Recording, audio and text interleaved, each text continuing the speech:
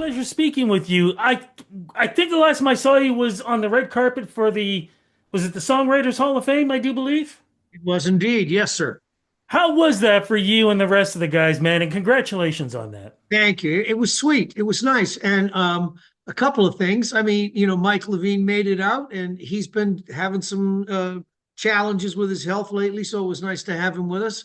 And then, of course, Phil was there, and I got to play with Phil X, with the house band.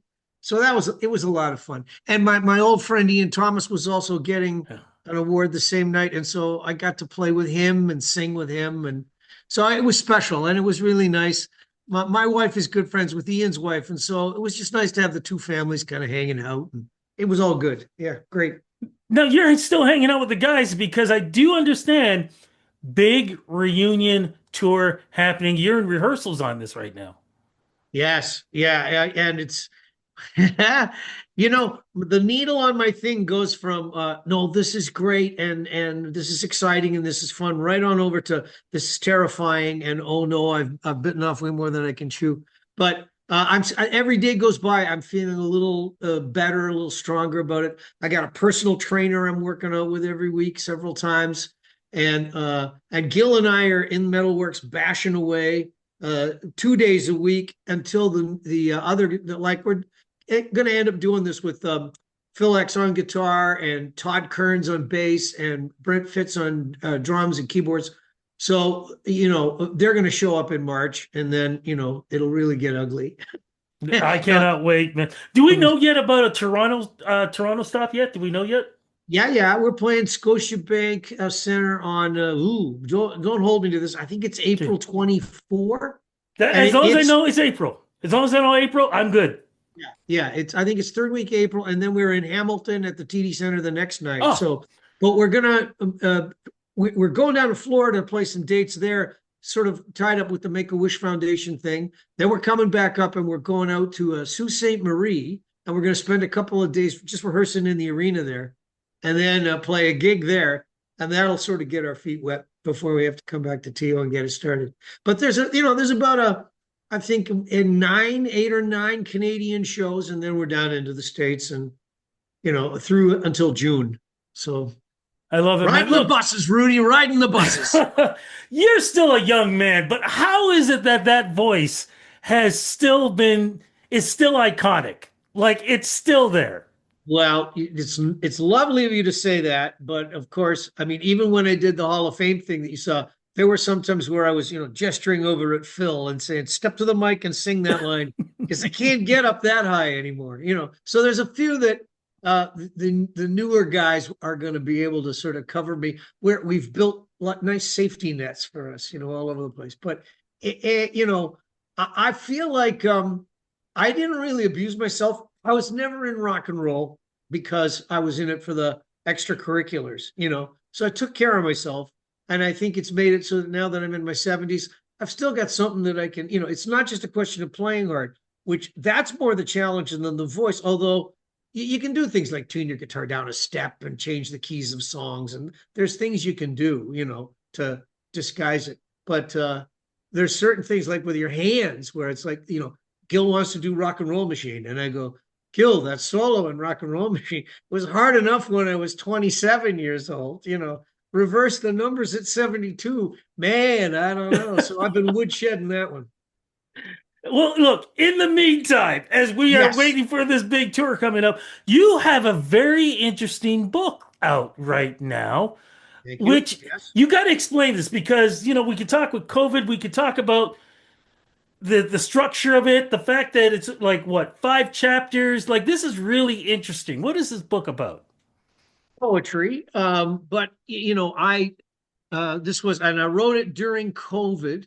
And so there's a lot of it where I'm sinking my teeth into things, getting into some psychology and philosophy a little bit. I mean, I'm not a young man anymore. And in the third chapter, the third act of my life, I kind of go, okay, poetry was something that appealed to me because it's different from songwriting. It has a different discipline to it, and it's Mhm. not quite as rigorous as having to match the meter and match the rhyme scheme and all of that. it allows you to open up a little bit more. So I enjoy the freedom of it, but I think you also have responsibility to try and dig a little deeper. So it's called leaning into it, and it's kind of about, this is like when I wrote my memoir, it was lay it on the line and what is it, and in that case it was sort of truth and honesty and your integrity, leaning into it.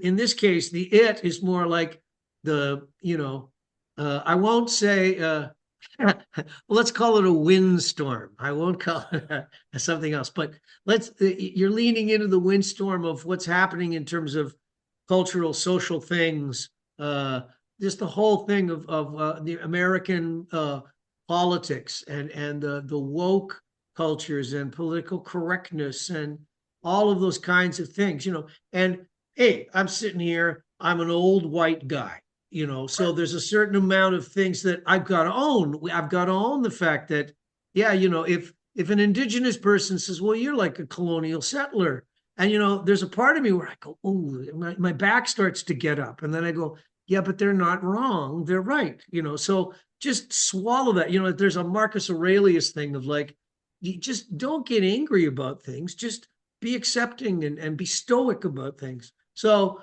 the book has got a little of that in it. That's the level it's functioning on.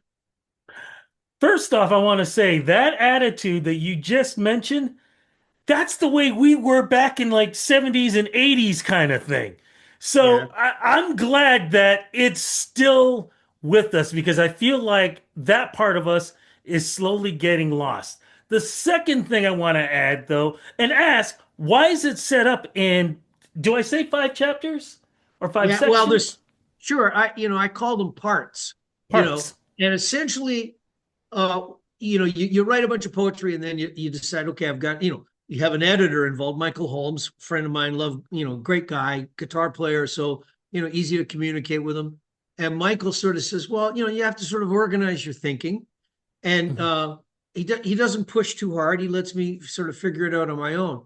But essentially, the parts of leaning into it are, well, first of all, I'm thinking about what's uh, happening in the world, and then what's inside me, and then Yeah. what's getting outside of me, and then eventually I get to the point where the stuff that's beyond me, which is to say, I think of life as having sort of seven circles, and you have uh, a very close one, like a family situation and your friends, and then you're out to your sort of community, and then you got like three layers of government where you can vote, municipal and provincial and federal, and then you get to this thing about being a citizen of the world. Now you're getting pretty far outside yourself as you expand the orbit, but now you can look up into the sky at night and look at the stars and think, man, there's a universe out there. And how do you come to terms with that? And I think even little kids have that dynamic where they go, whoa, what is life all about? Why am I here? And it's a Yeah. question you can't really answer, but I think it's one of the reasons why people write songs and write poetry and write books, and why we do scientific research, and why we should be taking scientific research seriously instead of having people that are, God knows, secretaries of health that don't understand what they're talking about. And so that stuff of being frustrated at, the way others are reacting, that's not in that furthest circle. The furthest circle is the one I got to come to terms with and bring that back into the ones where I'm going, okay, so I'm not happy with, the Trump world. I'm not happy with MAGA red hats, okay, but how do I carry on, And I'm very proud to be a Canadian, very proud to have the whole thing of Mark Carney making speeches that they matter, Yeah. and that kind of thinking going forward is going to matter. And so it takes me a little bit longer to arrive at things than it might take a guy like Mark Carney. I probably don't have as many good speech writers either. Yeah, I But think you could. I can think you can pull it off. I think you can. What would you say? And this is an unfair question. What would you say is one of the poems that stands out for you the most, and why? oh, well, first of all, I want to admit this. This was I wrote this book back in COVID times, Yes, 2021, 2022. So, right. you're asking me to remember something where I have been buried in Triumph stuff, for the last few months. So it's like, oh, and I have another book, this laptop that I'm talking to you on. There's another whole book of poetry that's ready to go. I You was going to know, ask if you were going to have a second one. yeah, well, would in fact be my third because the first one was called Reinvention, was right at the beginning of my retirement, and then leaning into it. And of course, you know me a little bit, Rudy, so you know that I'm the kind of guy that cooks my deals a little bit. So when I go and I'm pitching ECW Press in the first place about the first poetry book, I know that poetry doesn't sell a lot, it doesn't make a lot of money, and I go, look, I'll give you a memoir.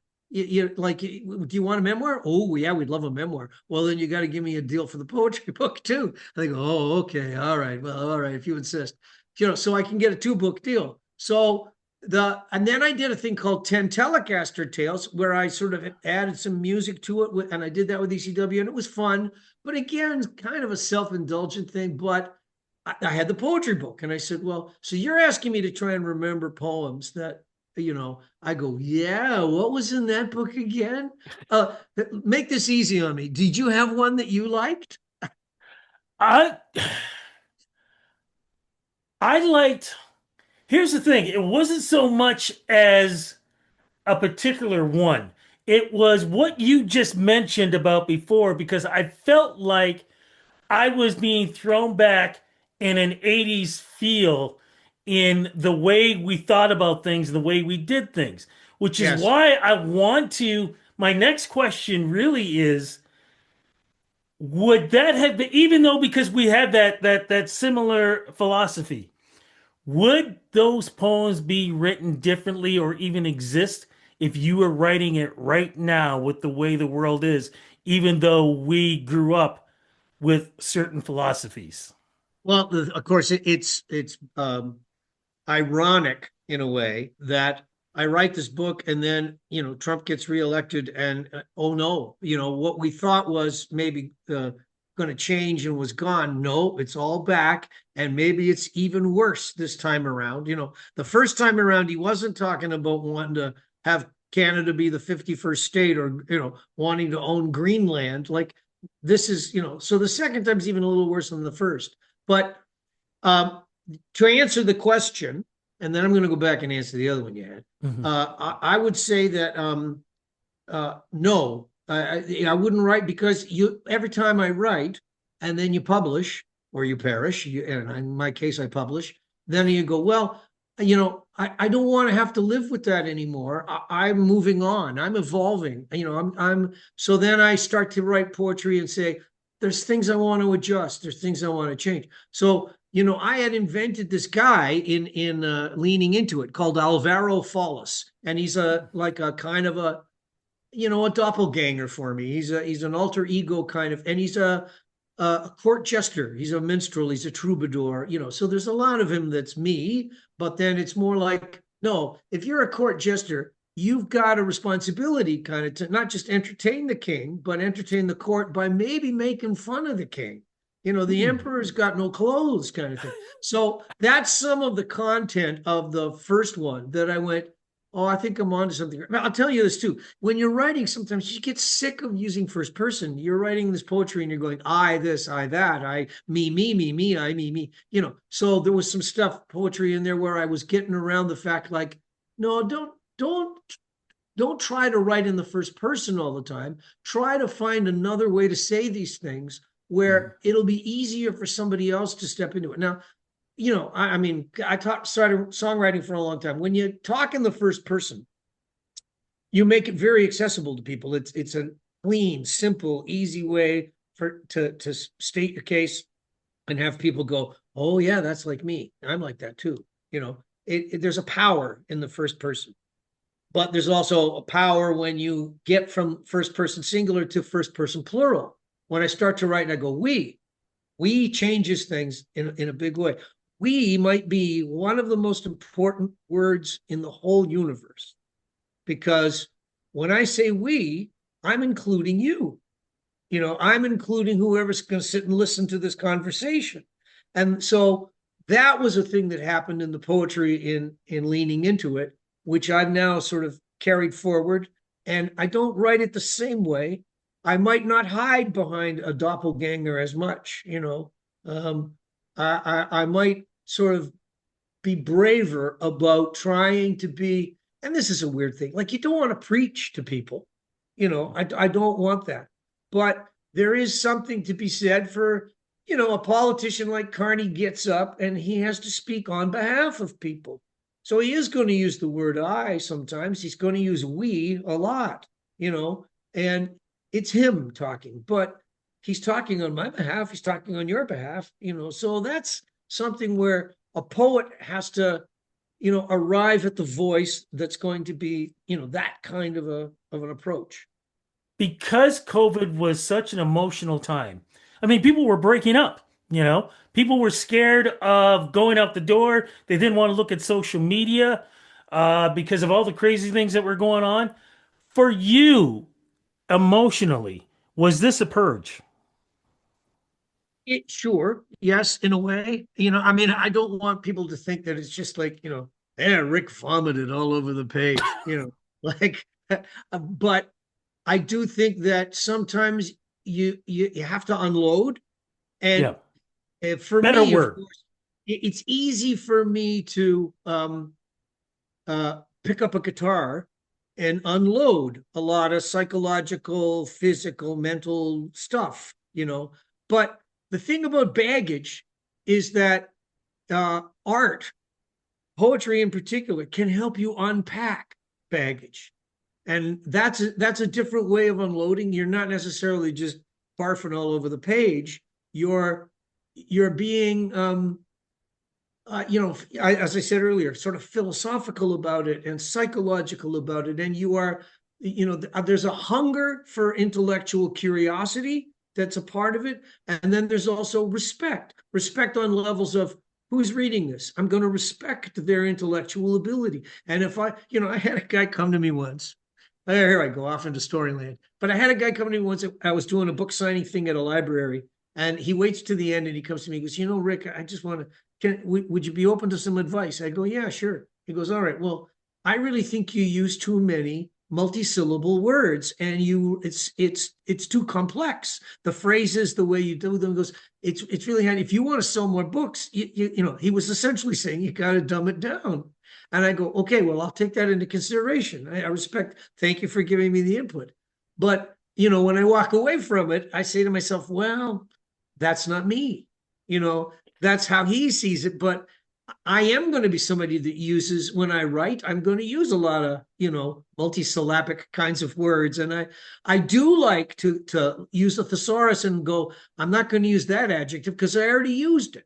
And so I want a different one that means something slightly different because I want the shade of something a little bit different in the second stanza as opposed to the first, you know, that kind of stuff.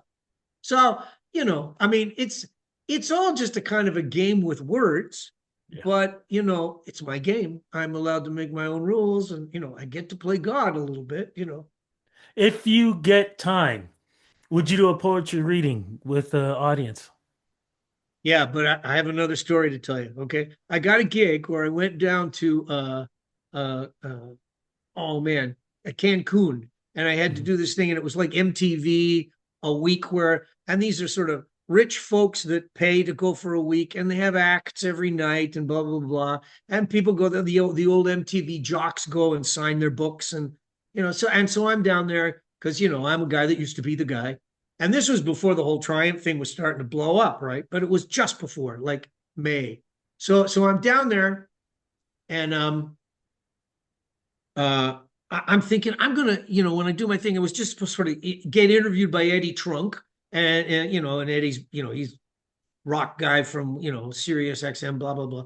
And so okay, and I know Eddie well, and he's a big Triumph fan, and so I said, well, you know, I'll have an acoustic guitar. I'll ask me some questions. I'll play a song or two. You know, you and I have done this kind of a thing too, where you just ask them questions, and you know, it's an excuse for me to launch into a song. So, but I thought I was going to do a poetry reading as part of it, right? So the night before, I decide I'm going to go to the venue, just, you know, scope it out. And I go there, and 38 Special is doing a gig.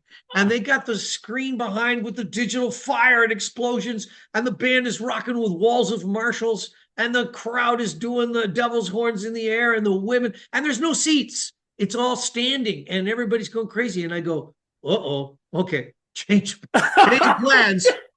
No poetry reading here. I go to Eddie Trunk. I go, Eddie, you don't tee me up for any poems. I'm not going to do that. Just keep throwing Triumph song titles at me, and we'll fill 45 minutes that way. So, anyways, yeah, I mean, I've been in the gig, I've been in the business long enough, Rudy, that I know there's certain things, just don't go there. Yeah, Not with yeah. this kind of crowd. Yeah, no, So, that was the right move. Look, I'm gonna let you go because, like I yeah. said, I've taken so much of your time. One very, very last question. When you guys are back on tour, new merch happening? Oh, yes. Yeah, yeah. And everything. Like, um, yeah, I mean, I went out the other day in all new stage clothes, and I'm ordering new, stage shoes, and I'm going to be riding the buses, and so Gil and I are going like, we're going to have to go to the pharmacy, got to make sure that we got hearing. We're going to need Pepto Bismol, like it's. And so I sent a text to the other guys in the band, the younger guys, and I go, look, I'm a little bit concerned. I don't want the bus to turn into Party Central. And they go, oh, geez, Rick, no, no, no, no, no. And Gil says to me, are you kidding? We're going to run our bus like it's a retirement home. I go, oh, okay, good. That's, I I'm, cannot wait. Look, I'm going to be at the show. Whichever one is in Toronto or Hamilton, I'm going to be at one of the shows. I good. cannot wait. Congrats on this new book. The fact you guys back on tour. I cannot wait, man. Look, congratulations with all the success and happy 50th anniversary, man. Yeah, thank you. Yeah, great.